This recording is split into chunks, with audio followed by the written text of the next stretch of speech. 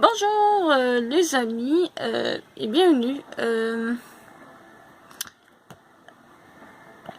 Aujourd'hui, on va faire une vidéo un peu spéciale. Aujourd'hui, on va parler un peu de qu'est-ce que j'ai dans ma bibliothèque. Donc, on va parler de livres, de romans, plutôt, autrement dit. Sauf que j'ai décidé de parler de romans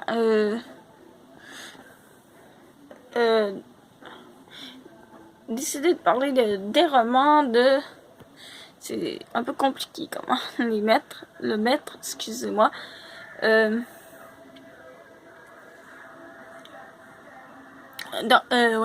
de romans, bien entendu, du même auteur, excusez-moi. Cet auteur s'appelle Bertie Pearson.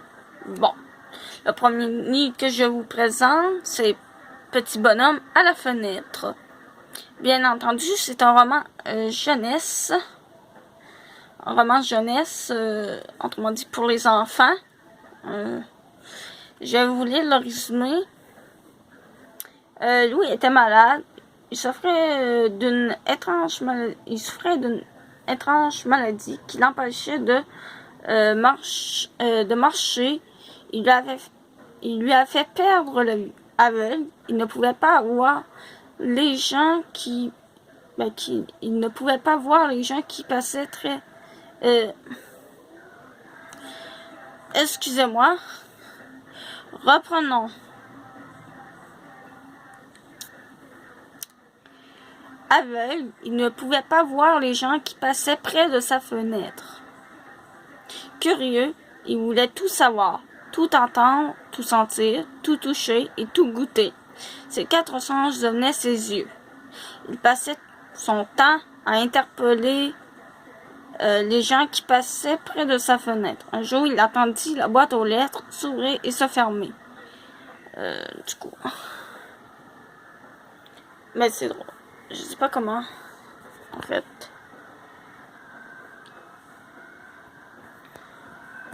C'est bizarre. C'est bizarre. Je sais pas comment on fait pour le centrer.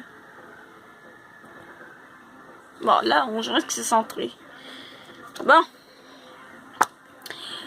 Qu'est-ce que j'en pense de ce petit livre-là? Ben, bien entendu, je l'ai lu. J'ai bien aimé. Disons que ça m'a comme un petit peu touché. Donc, on ressent beaucoup les émotions. Mettons, si on est sensible, on ressent beaucoup les émotions dans ce livre. Du coup, c'est ça. C'était le premier. Là, ça fait bizarre parce que sont pas toutes de ce bord-là. Bon. Le deuxième, c'est Le secret de l'étang. Tout comme qui est écrit sur le roman, c'est un roman jeunesse. Ça aussi, ça appartient d'un livre pour les jeunes. Bien entendu, c'est un livre que j'ai apprécié aussi. Ben, en fait, Bertie Pearson, on peut pas ne pas aimer ses romans. Bref. Maintenant, je vais vous lire le résumé. Jade invite Maud, une copine de classe, à passer une fin de semaine avec elle dans son chalet en Gaspésie. Bien entendu, c'est pas Maud de La vie compliquée de Léa Olivier, hein, c'est autre. Là-bas, Maud vit pour la première fois l'expérience de passer la nuit dans une tente. Ne pouvant dormir, elle sort pour se rafraîchir et aperçoit alors un grand reflet lumineux en direction de l'étang, près du chalet. Elle court réveiller Jade, curieuse et inquiète. Les deux jeunes filles se précipitent vers l'étang et se cachent derrière un bouleau. Que découvriront-elles? Des extraterrestres occupent-ils l'étang? Si oui, seront-elles faites prisonnières? Et oui, un orage soudain viendra-t-il gâcher leur fin de semaine? Durant sa première nuit d'été en Gaspésie, Maud se demande quel est le secret de cet étang. Toi qui aimes la nature, les animaux et les oiseaux, toi qui aimes te balader dans les grands espaces verts de ta région, viens découvrir le secret d'un étang. Tu en seras ébloui. Et voilà, c'est tout. Le troisième, bien entendu, vu que c'est tout petit, c'est bien entendu un roman pour jeunesse. Ça s'appelle Une fée. Ouais, une fée aux lames d'argent, c'est ça. Excusez. Ma foi. Bon, lui aussi j'ai adoré. Donc du coup, on va lire le résumé. Je vais lire le résumé, désolé. Julienne adore patiner avec plusieurs jeunes filles de son âge. Elle s'inscrit au club de patinage artistique de sa localité. Passionnée par ce sport, elle décide de suivre des cours spécialisés. Sa faveur pour le patinage augmente au fil des compétitions. Elle ignore cependant qu'elle entre dans un monde très compétitif et qu'il lui faut une discipline de faire et pratique de façon assidue si elle veut accéder au plus haut échelon de la compétition. Inspirée par Joanie Rochette, son idole de toujours réalisera-t-elle son rêve, c'est-à-dire de participer au championnat de patinage artistique. Voilà, ça c'était inspiré. Puis ça c'est vrai, Joanie Rochette c'est réellement une patineuse. Du coup, j'ai beaucoup aimé ça. J'ai beaucoup aimé ce livre-là aussi. Donc, du coup, bah, c'est tout petit. Puis c'est... Voilà. Je vais vous donner qu'est-ce que ça donne en les ouvrant. Les deux autres. Voilà. Un peu compliqué de vous montrer. Mais voilà. C'est...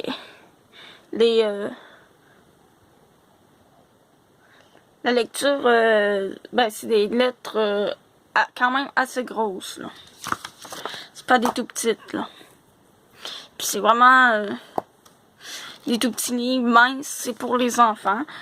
Toujours pour les enfants.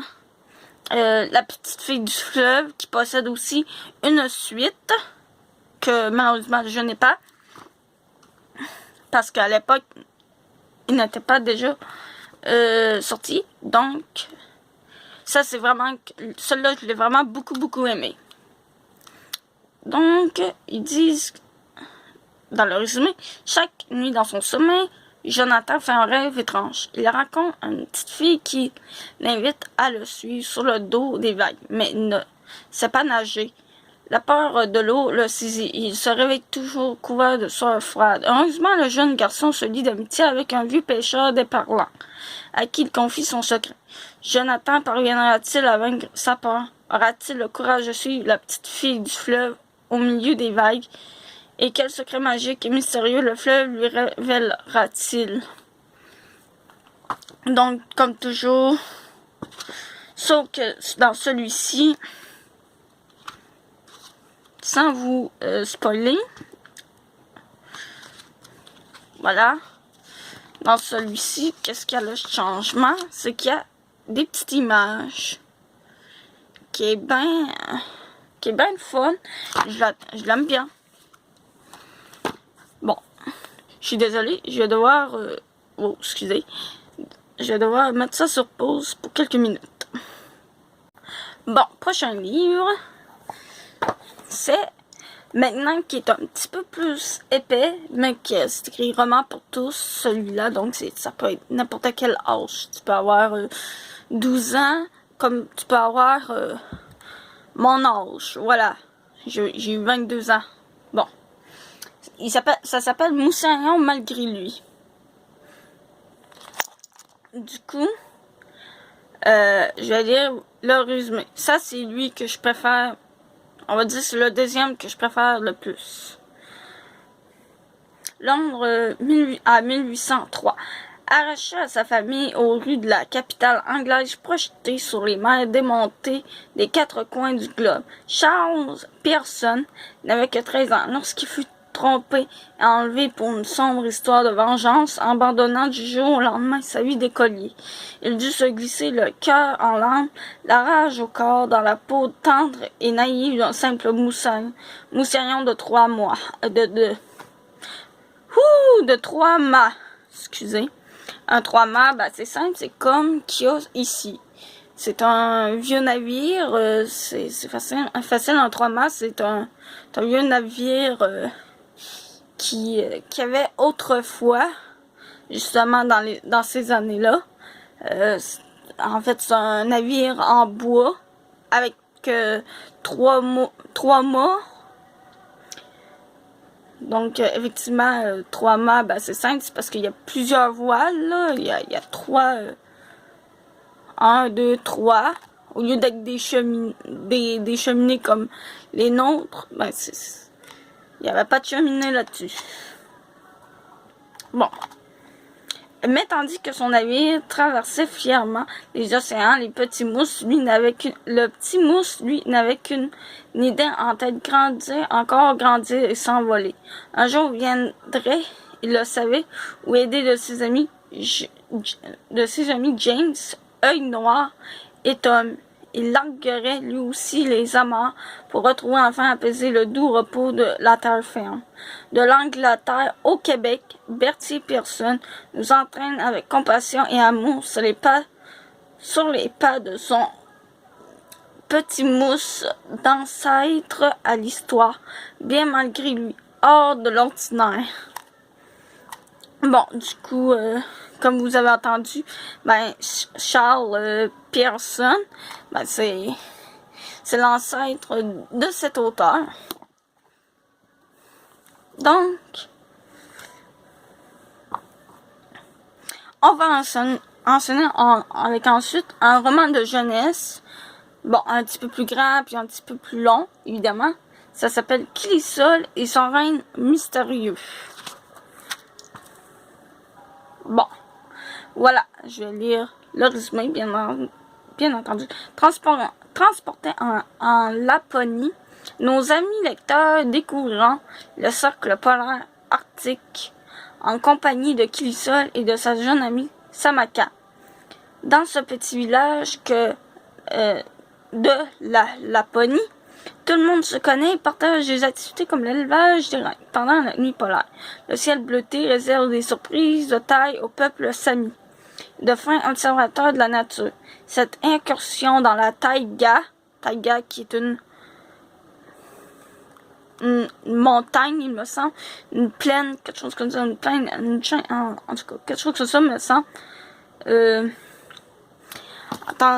Attendez une seconde, j'allais vérifier.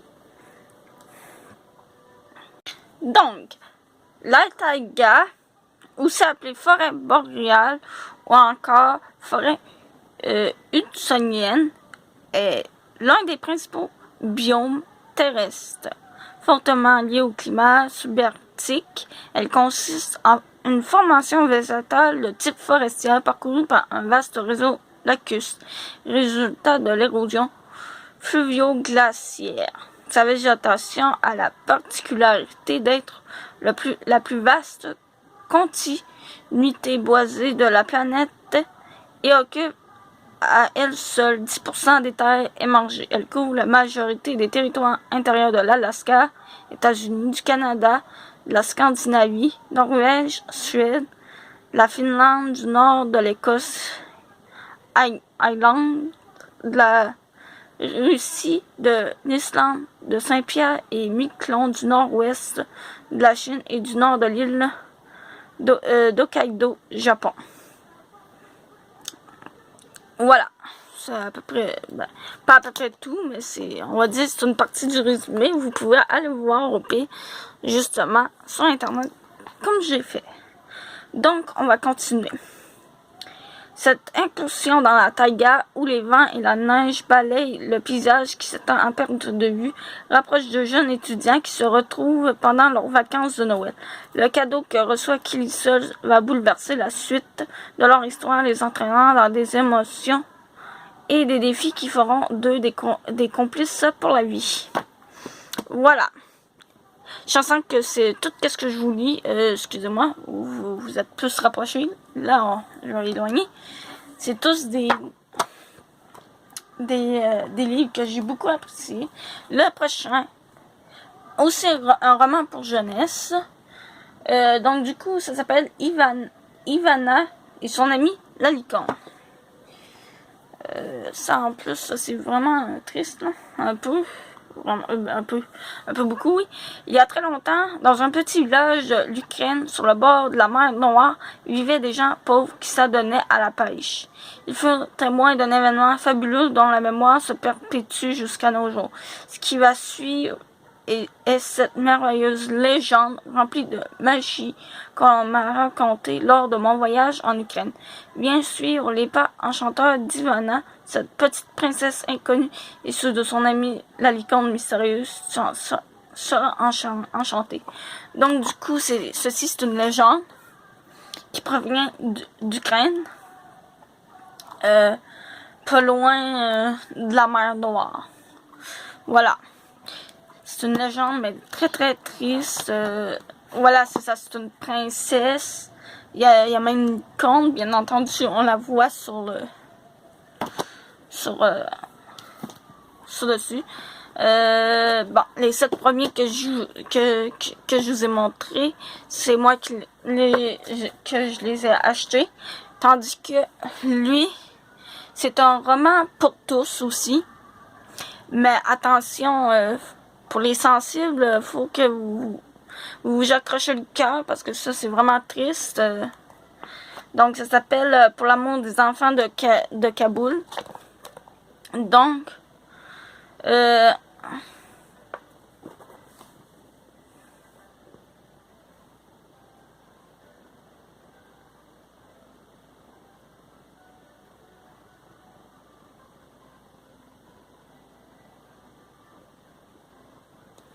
en fait, c'est simple.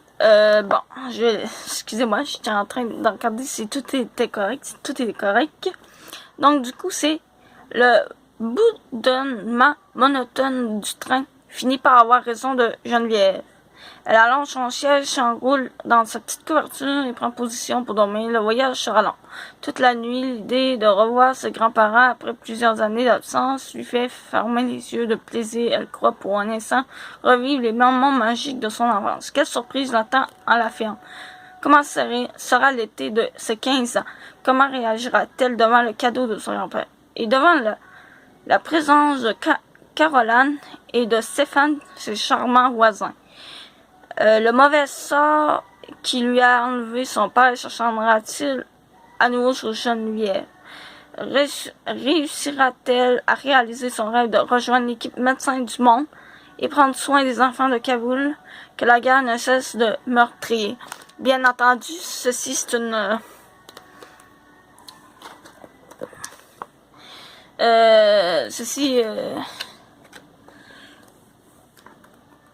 voyons. Qu'est-ce que je voulais dire?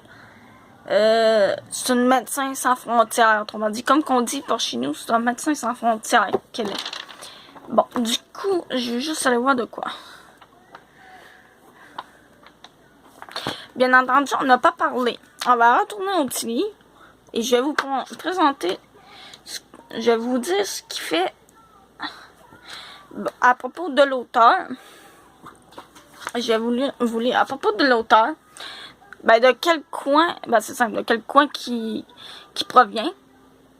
Il est né dans le petit village de Saint-Luc de Matane, donc au Québec.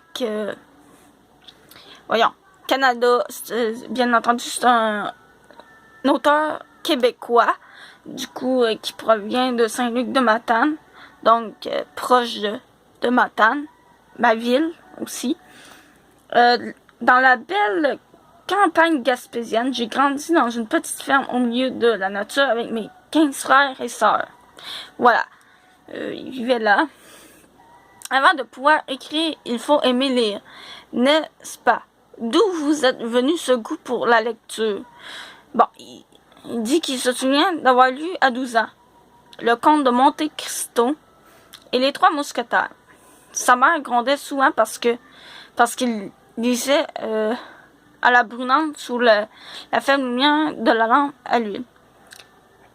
Elle craignait pour ses yeux. Bon, après ça, dès son jeune âge, j'ai découvert découvert dans les livres une mine de richesse infinie, de rencontres fantastiques. J'ai surtout découvert le monde mystérieux, magique et enchanteur. Ça c'est vrai. Ça c'est vrai. Dans la lecture, ça c'est vrai. Bon. Ben, en fait, je vais pas tout lire tout ça. Ça, c'est pas ça. En fait, voilà.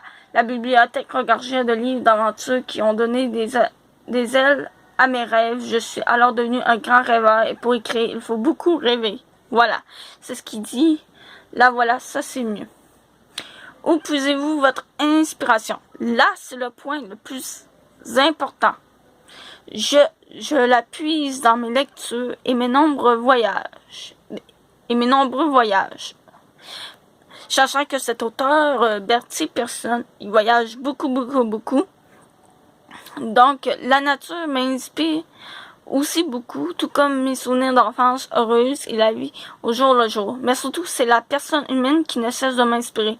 Dans toutes les étapes de sa maturation, je la contemple, je l'admire, presque jusqu'à l'adoration. Où écrivez-vous? Ben, dans une cabane, en forêt, ou blablabla.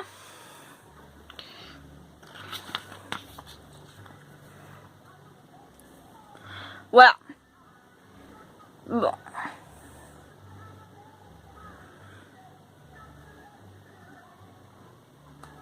Voilà, ils disent depuis, je peux consacrer beaucoup de temps à l'écriture. J'écris des contes pour enfants, des romans et des carnets de voyage.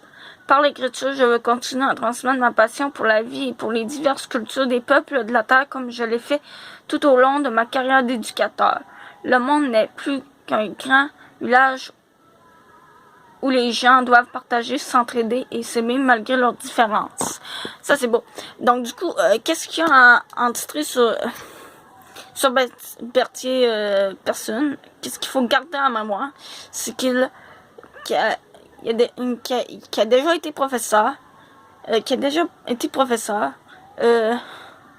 qui a beaucoup voyagé, puis ses livres sont en fait sont inspirés par des faits réels. Bien entendu, c'est souvent des faits réels, comme cette histoire, ben en fait, c'est du vécu. C'est vraiment, bon, la fille s'appelle pas réellement Geneviève, parce que l'auteur nous le dit à nous autres, quand il est venu faire sa présentation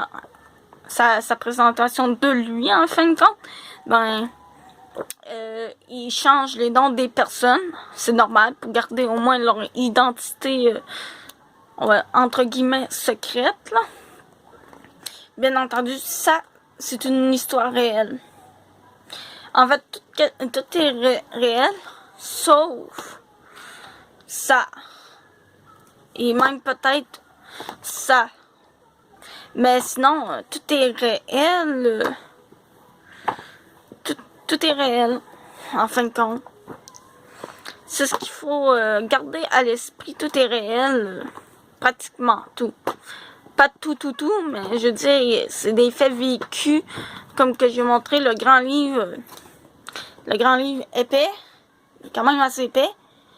Mais lui, il faut vraiment avoir le cœur accroché, parce que c'est vraiment triste. Je l'aime beaucoup, d'ailleurs. Comme je dis, j'en ai plusieurs. J'en ai 3 que j'aime beaucoup de Bertie Pearson. C'est lui. Ben, que j'ai présentement, c'est lui. Mais je peux vous le dire, je ne le relirai pas une deuxième fois. Sinon, il y a lui. Puis lui. C'est mes 3 préférés. Sinon, mais comme que je dis, lui, je ne le relirai pas une deuxième fois. Peut-être plus tard, on ne sait jamais. Mais ça, c'est celui-là que j'ai eu en cadeau. Même d'ailleurs, c'est écrit ici. J'ai une jolie signature. Donc, il dit « Merci de lire, voici un petit cadeau pour toi. Les enfants de la guerre ne peuvent pas nous laisser indifférents. » Bonne lecture. Voilà. Puis ça c'est vrai. Qu'est-ce qu'il a écrit, c'est vrai. Ça peut pas nous laisser indifférents. Surtout surtout ce livre. Donc, bien entendu, je vous le conseille. Si vous l'avez, je vous le conseille. Si vous l'avez pas, essayez de le trouver. Mais sachant que c'est un livre québécois, mais vous pouvez peut-être certainement de le retrouver soit en librairie, soit à quelque part, disons. Mais je vous le conseille, il est vraiment très bon. Bon, du coup, je sais plus de quel sens qu'ils étaient, parce que j'avais un sens particulier. Bon, c'est pas grave, je vais le mettre comme ça. Bon, du coup, ben, je vous dis à plus et on se retrouvera dans une prochaine vidéo. Donc, du coup, ceci, c'était un spécial, une vidéo spéciale du même auteur. Donc, du coup, je vous dis à plus et on se retrouvera dans d'autres vidéos.